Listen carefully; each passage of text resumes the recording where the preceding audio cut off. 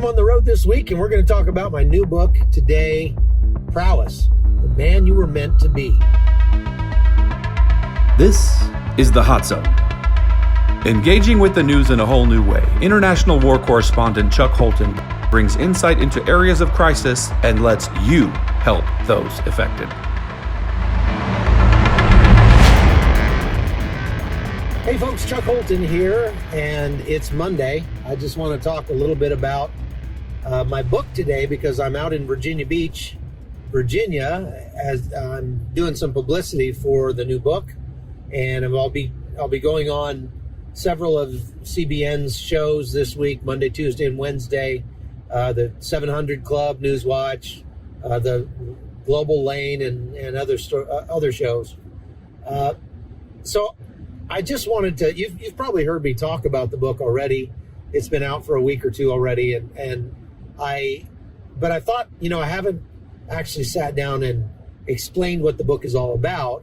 So if you're a Hot Zone viewer, why would you be interested in this book and what's it about? So let's talk about it for a little bit. First of all, most of my books have to do with two themes. One is the military and one is manhood, and usually both in some way, shape, or form. And this book is no exception to that.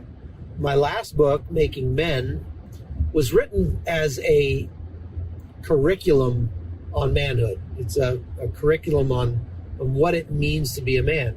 The reason I wrote that is because, number one, I've got 3 sons, and I wanted to I figured out that I would need to be an expert on the subject of manhood if I was going to do a good job of training my sons and teaching them what manhood was all about.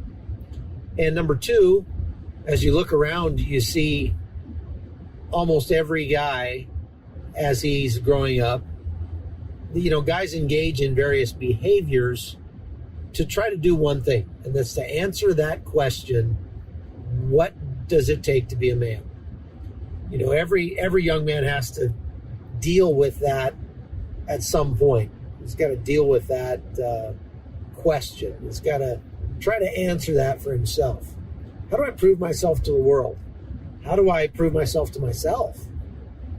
How do I know that I've got what it takes? And the way that guys very often try to answer that question, there are some unhealthy behaviors that are nothing more than a feeble attempt to answer it.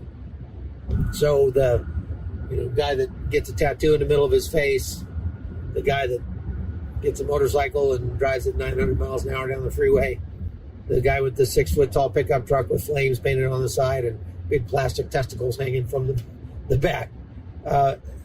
People don't do anything for no reason. So what's the reason that a human being would purchase a plastic representation of maleness and attach it to his vehicle? Does he want you to think that his truck is a boy? No, that's not what he wants. So the way that we answer that question is important. And there are healthy ways that we answer that question. I tried to answer that question in some healthy ways and some not so healthy ways. One of the healthy ways was by joining the military. I got picked on a lot in high school, and I needed something tangible that I could point to say, you see that Ranger tab on my shoulder? That proves that I'm a man. And you can't deny it, because when I was in Ranger school earning that thing, they taught me how to punch you in the throat. So there. That was perhaps not a socially irresponsible way of proving my manhood, but it was acting out of my weakness nonetheless, trying to prove myself to the world.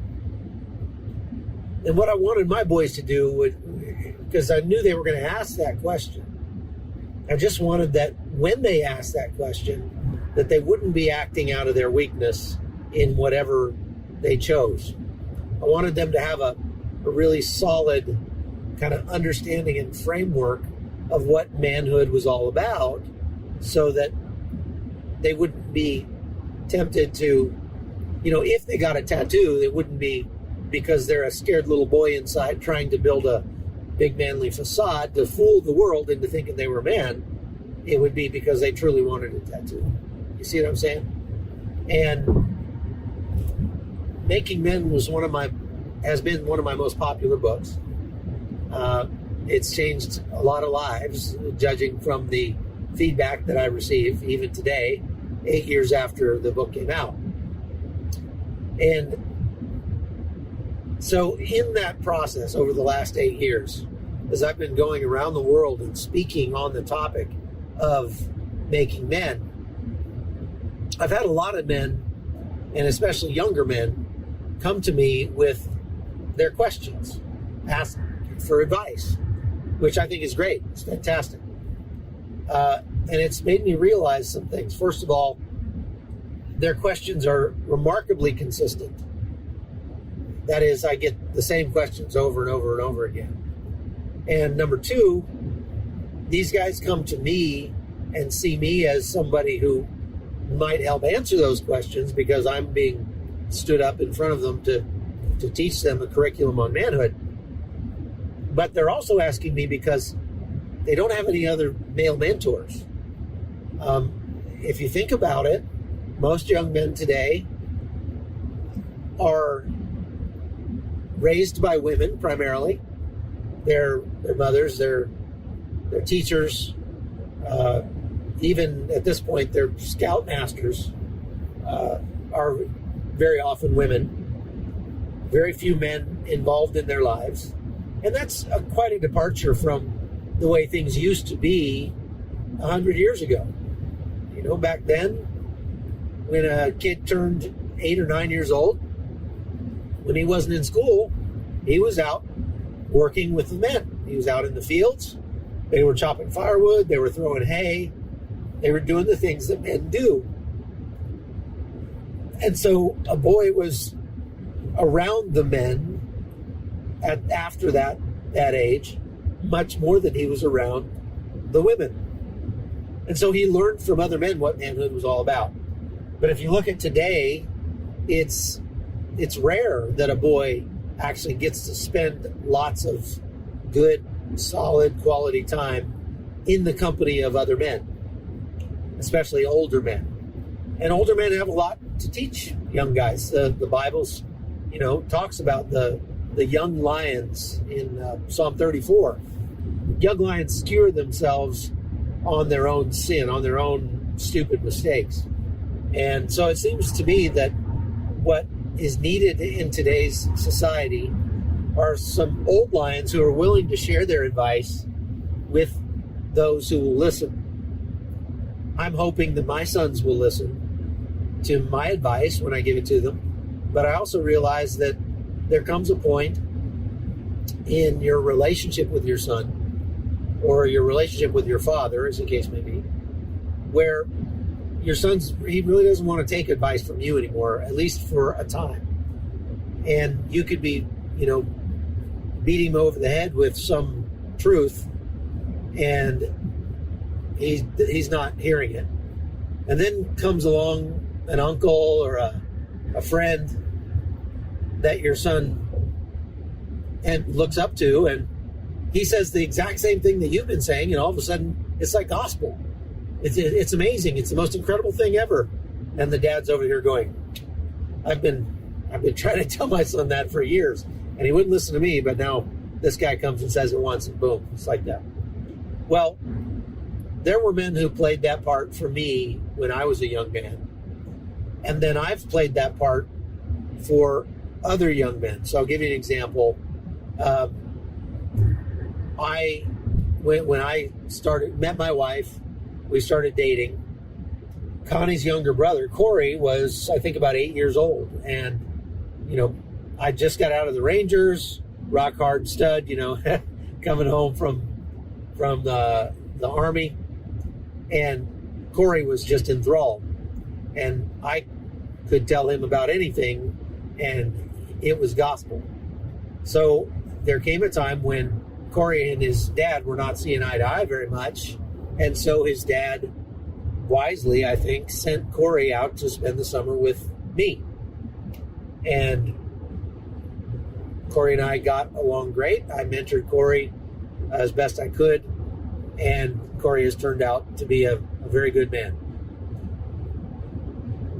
Now that when that time came where me and my sons were kind of butting heads, which happens, then Corey stepped in and was that influence on my sons' lives to encourage them.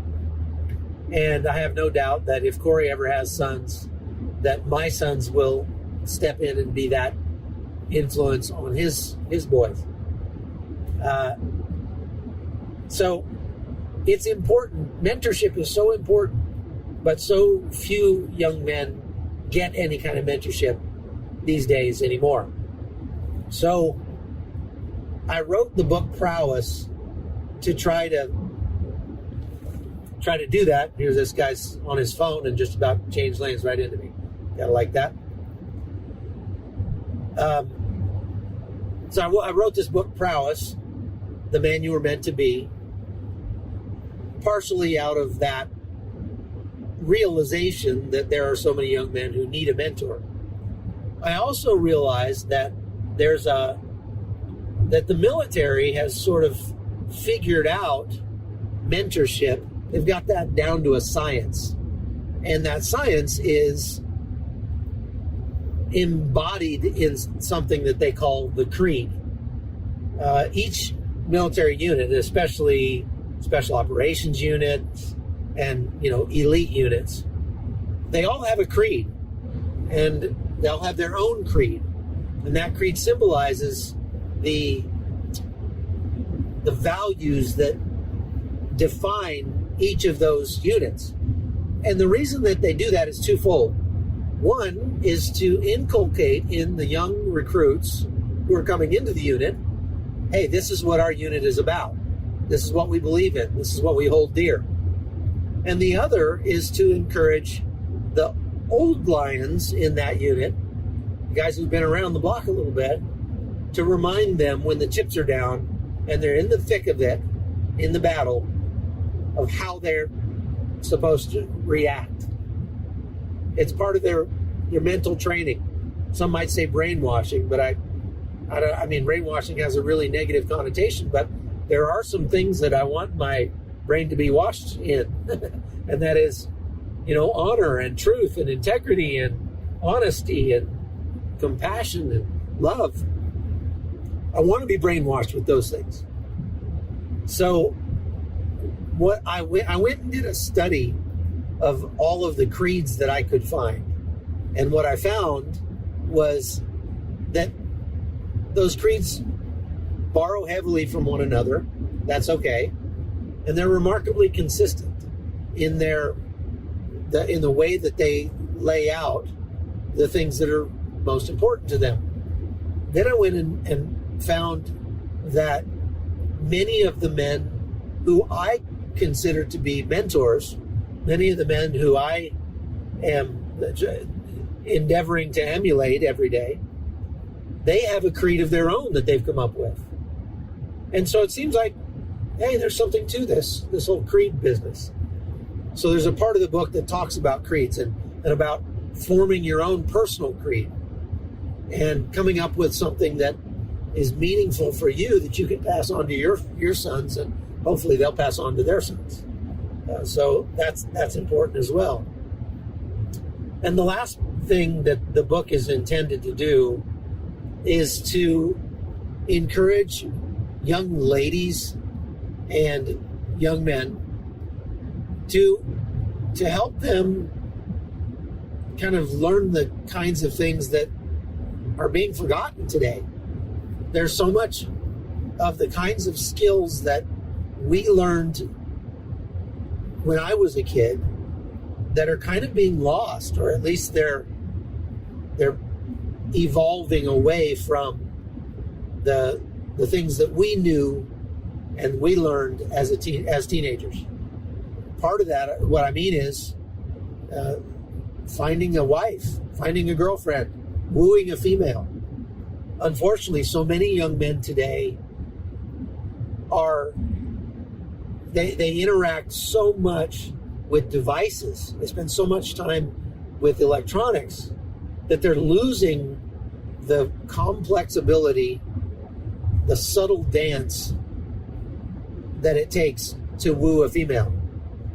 Not only that, but they have such an unhealthy understanding of intersex relationships because they frankly spend so much time consuming pornography.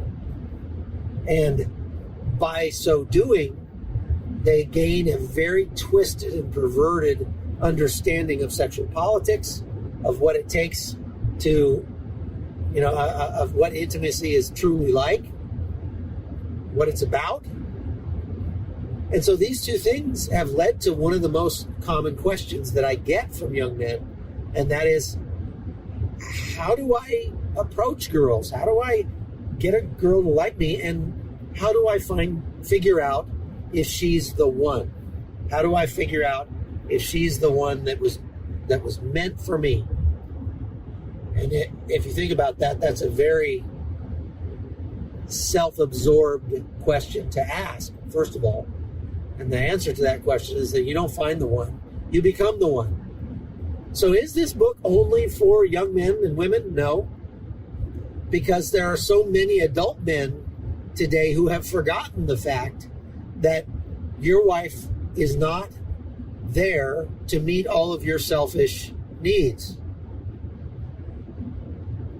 And you didn't marry the wrong one if you're not getting along with your wife. You didn't make a mistake in the one you chose. The mistake is that you became passive and you either have or are failing to do your duty as a man before God to care for this one daughter of his over whom you've been given the awesome responsibility to protect, provide, and give affection to. So the book is designed to sort of answer all those kinds of questions for young and old alike. And I hope that you will get a copy and give it to the man that you have on your Christmas list. And I don't think you'll be disappointed. You can pick up the book at my website, makingmenbook.com. You can get the audio version, you can get the EPUB version or a soft cover signed and sent to you. So I hope you'll go pick that up. Thanks for being a part of the Hot Zone. And I think we've got some exciting things coming in the coming year. So stay tuned. All right, I'm Chuck Holton. We'll see you tomorrow. The Hot Zone is produced by Amy Holton and Livefire Media. Copyright 2019.